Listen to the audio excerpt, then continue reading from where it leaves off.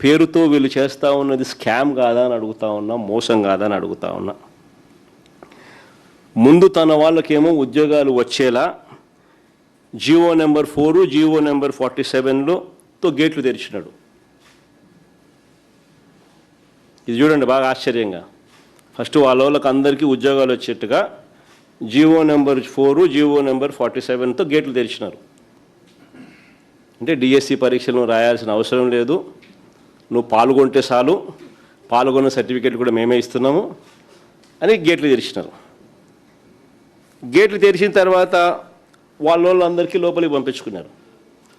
పంపించుకున్న తర్వాత మళ్ళా Jio number 23, 25 and 56తో మళ్ళీ గేట్లు మూసేసినారు. అంటే పాత జియోలు మళ్ళీ రద్దు చేసినారు. GO number 23 sports policy మార్చినారు.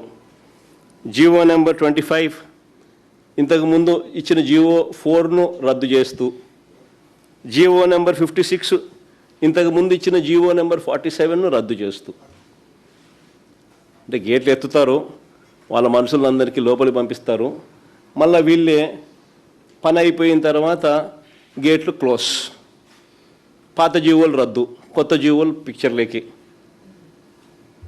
ఇది స్కామ్ కాకపోతే ఏంది స్వామి ఇది? నీ బుద్ధి పుట్టినట్టు జియోలు ఇస్తున్నావు, నీ బుద్ధి పుట్టినప్పుడు క్యాన్సిల్ చేస్తున్నావు, నీ బుద్ధి పుట్టిన రద్దు చేస్తున్నావు.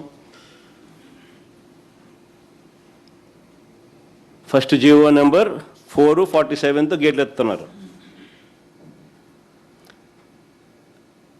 గత ప్రభుత్వం, మా ప్రభుత్వం దానికన్నా ముందు ఉన్న జియో నెంబర్ 74ను రద్దు చేసి తర్వాత నీ వాళ్ళందరినీ లోపలికి పంపించినాం.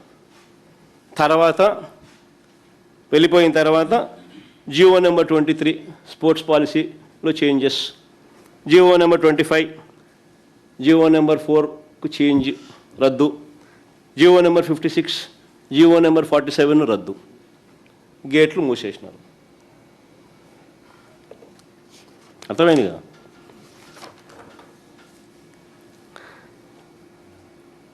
నేను అడుగుతా ఉన్నా చంద్రబాబు నాయుడు కానీ, అయ్యా జియో నెంబర్ 4, జియో నెంబర్ 47 నువ్వు ఎందుకు రద్దు చేసినావు? అంత మంచి జియోలను అనుకుని ఉంటే.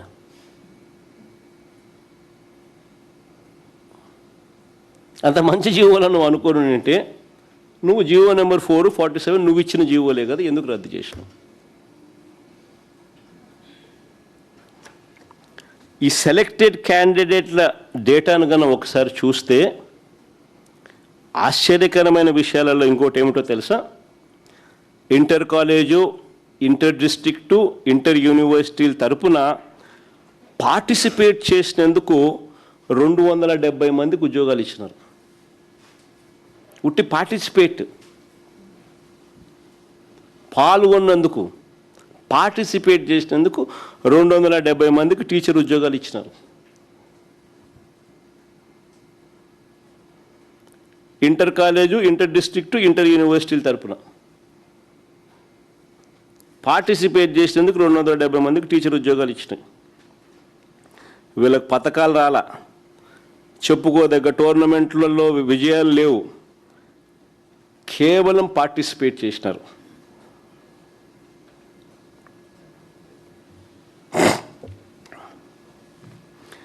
పార్టిసిపేషన్ సర్టిఫికెట్లు ఇచ్చిన జాబితా చూస్తే వీళ్ళు వచ్చిన తర్వాత యూనివర్సిటీలకు వీసీలుగా కూడా వీళ్ళ మనుషుల్ని అపాయింట్ చేసుకున్నారు. సో వాళ్ళ దగ్గర నుంచి కూడా కొన్ని సర్టిఫికెట్లు తెప్పించినారు.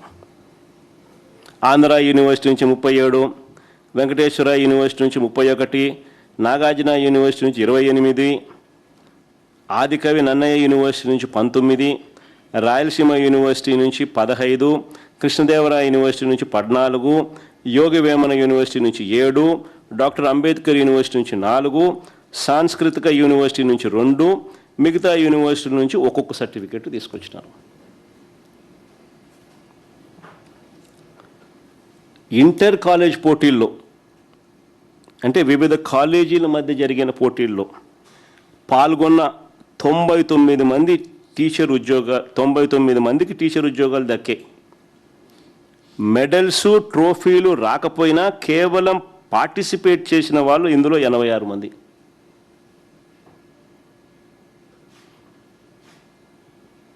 ఇంటర్ కాలేజీలో 99 మందికి పోటీల్లో పాల్గొని, వివిధ కాలేజీల మధ్య జరిగిన పోటీల్లో పాల్గొన్న 99 మందికి టీచర్ ఉద్యోగాలు దొరికాయి.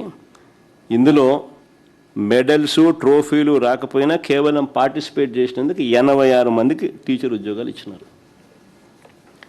ఇంటర్ డిస్ట్రిక్ట్ పోటీలలో 59 మందికి ఉద్యోగాలు వస్తే అందులో పార్టిసిపేట్ చేసినందుకు 18 మందికి ఉద్యోగాలు ఇచ్చినారు. జిల్లా తరపున ఆడితే చాలు, గెలుపుతో సంబంధం లేకుండా డిఎస్సి పరీక్షలు రాయాల్సిన అవసరం లేకుండా కేవలం పార్టిసిపేట్ చేసినందుకు టీచర్ ఉద్యోగాలు మన రాష్ట్రంలో మాత్రమే అందుబాటులో ఉన్నాయి. పరీక్షలు రాకపోయినా పర్వాలా,